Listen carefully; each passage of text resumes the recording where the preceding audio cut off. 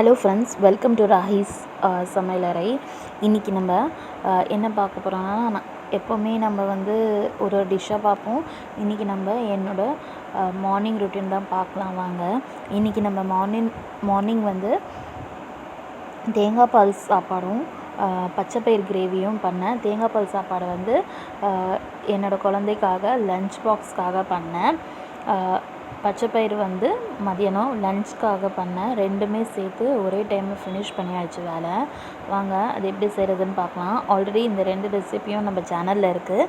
வேணுன்றவங்க வந்து கிளிக் பண்ணி பாருங்கள்.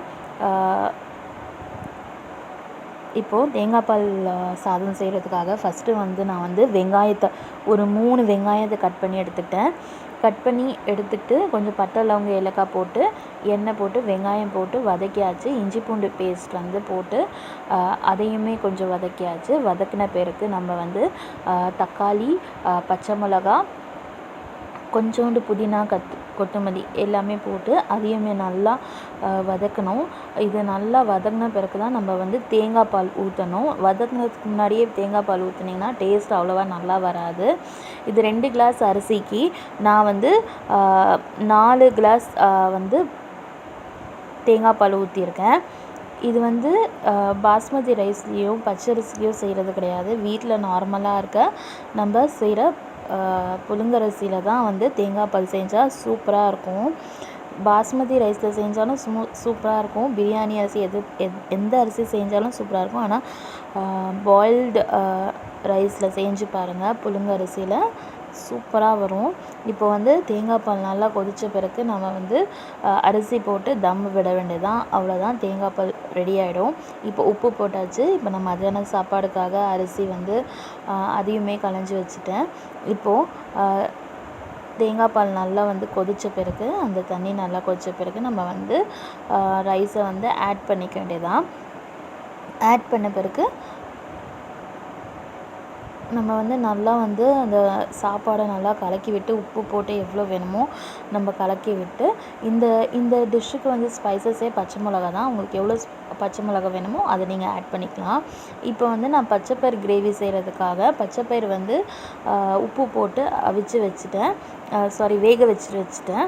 இப்போ வந்து தாளிக்கிறதுக்காக ஒரு மண்சட்டியில் வந்து கடுகு, உளுத்தம்பருப்பு, சீரகம், வெந்தயம் போட்டு கொஞ்சோண்டு வெங்காயம், கருவேப்பிலை போட்டு நான் வந்து நல்லா கொஞ்சம் வதக்கிட்ட பிறகு நம்ம வந்து மற்ற இன்க்ரீடியன்ட் ஆட் பண்ணலாம். வெங்காயம் நல்லா வதக்கணும். இப்போ வந்து நான் பாருங்கள், பச்சைப்பயிறு வந்து நான் வேக வச்சுருந்தேன். 2 காஞ்ச மிளகாய் போட்டு கொஞ்சோண்டு உப்பு போட்டு ஒரே ஒரு பல் பூண்டு போட்டு நான் வந்து வேக வச்சுருந்தேன். இப்போ அது கொஞ்சம் ரொம்ப மசிச்சிடக்கூடாது. கொஞ்சம் ஒன்று பாதியமாக அந்த பச்சைப்பயிறு எடுக்கிற மாதிரி மசிச்சு எடுத்துக்கணும். இது அவ்வளோதான். அதுக்கு மேலே மசிச்சிடக்கூடாது. அதுக்கப்புறமா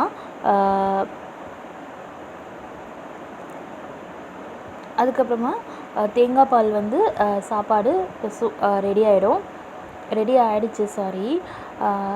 தேங்காய் பால் இங்கே பாருங்கள், நல்லா அந்த சாதம் வந்து கொஞ்சம் நல்லா கொதி வரும் இல்லையா, அது வந்து அரிசியோட ஒன்று பாதியாக கொதி வரும்போது நம்ம வந்து என்ன பண்ணணும்னா சிம்மில் வச்சு தட்டை போட்டு மூடிட்டு ஒரு வெயிட்டான எந்த ஒரு பாத்திரமும் வைக்கலாம். நான் வெயிட்டாக கல் வச்சுக்கிறேன்.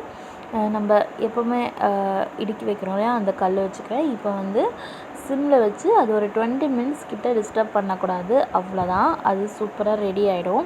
இப்போ வந்து நான் ஒரே ஒரு டீஸ்பூன் இஞ்சி பூண்டு பேஸ்ட் ஆட் பண்ணிவிட்டு நான் வந்து தக்காளி வந்து போட்டு அதையும் வதக்கின பிறகு ஒரு 2 டீஸ்பூன் சாம்பார் தூள், ஒரு 1/4 டீஸ்பூன் மஞ்சள் தூள் போட்டு நல்லா அதையுமே வதக்கிக்கணும். மிளகாத்தூள், வெங்காயம், தக்காளி எல்லாமே போட்டு நல்லா வதக்கின பிறகு அதுக்கப்புறமா நம்ம ஒரு 1.5 கிளாஸ் அளவுக்கு தண்ணி ஆட் பண்ணிக்கிட்டேன். தண்ணி ஆட் பண்ணி அந்த தண்ணி நல்லா கொதி வந்த பிறகு தான் நம்ம வந்து தால் ஆட் பண்ணோம். இதுக்கிடையில் வந்து நான் வந்து உருளைக்கிழங்கு வேக வச்சுருந்தேன். இந்த உருளைக்கிழங்கு வந்து ஒரு 2 விசில் வச்சு எடுத்துட்டேன், கொஞ்சோண்டு உப்பு போட்டு. அதுக்கப்புறமா வந்து இந்த கொதி வந்துருச்சு. இந்த பச்சைப்பயிறு கிரேவி செய்கிறதுக்காக அதுக்கு நான் வந்து பச்சைப்பயிறு வந்து ஆட் பண்ணியாச்சு. இப்போ பாருங்கள், சூப்பராக வந்து அந்த பச்சைப்பயிறு வந்து ரெடி ஆகிடுச்சு. இது வந்து சப்பாத்திக்கு எல்லாமே நம்ம யூஸ் பண்ணிக்கலாம். சப்பாத்தி, இட்லி, தோசைக்கு சூப்பராக இருக்கும் இந்த பச்சை பயிறு சாம்பார். ட்ரை பண்ணி பாருங்கள். இப்போ வந்து அந்த தண்ணி நல்லா கொதி வந்த பிறகு பச்சை பயிரை ஆட் பண்ணி நம்மளுக்கு தேவையான உப்பு, பெருங்காயத்தூள் போட்டு நம்ம வந்து ஒரு 2 கொதி வந்து இறக்கிட்டோன்னா இந்த குழம்பு முடிஞ்சிருச்சு. இப்போ வந்து நம்ம வாங்க ஓப்பன் பண்ணி பார்க்கலாம். இது தேங்காய் பால் சோறு. இப்போ வந்து அது ஒரு பக்கம் 2 நிமிஷம் இருக்கட்டும்.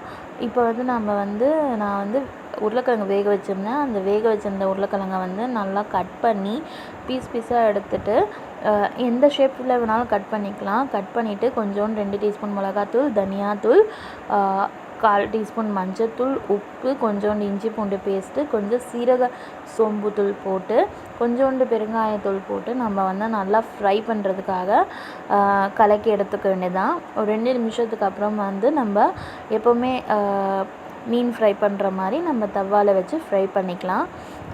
இது வந்து இந்த மாதிரி ஃப்ரை பண்ணி சாப்பிடும்போது சூப்பராக இருக்கும் உருளைக்கிழங்கு. இந்த மாதிரி கிரேவிக்கு அதுக்கப்புறம் வந்து தேங்காய் பால் சாப்பாடு கூட சூப்பரான சைட் டிஷ்ஷாக இருக்கும்.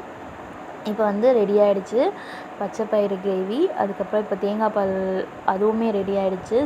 சாதம் ஒரு சைடு வந்து உருளைக்கிழங்கு வேக போட்டிருக்கேன், வறுத்துட்ருக்கேன். இப்போ வந்து தேங்காய் பால் பாருங்கள், சூப்பராக ரெடி ஆகிடுச்சு சாதம். ட்ரை பண்ணி பாருங்கள். குழந்தைங்களோட லஞ்ச் பாக்ஸ்க்கு சூப்பராக அவங்க விரும்பி சாப்பிடுவாங்க. இப்போ வந்து உருளைக்கிழங்கு வந்து ஃபுல்லாகவே ஃப்ரை பண்ணி எடுத்துட்டேன். நல்லாயிருக்கும் இந்த மாதிரி ஃப்ரை பண்ணி எடுத்திங்கன்னா. இது கூட கொஞ்சோண்டு கருவேப்பிலை போட்டு ஃப்ரை பண்ணலாம். கருவேப்பிலை காலி ஆகிடுச்சு, என்னால் போட முடியல. நீங்கள் வேணும்னா ஆட் பண்ணிக்கோங்க, அந்த ஃப்ளேவர் சூப்பராக இருக்கும். அப்புறம் பச்சை பயிறு கிரேவியும் ஃபினிஷ் ஆகிடுச்சு. இதுதான் எங்கள் வீட்டில் இன்றைக்கி வந்து லன்ச் மெனு அண்ட் பிரேக்ஃபாஸ்ட்டு.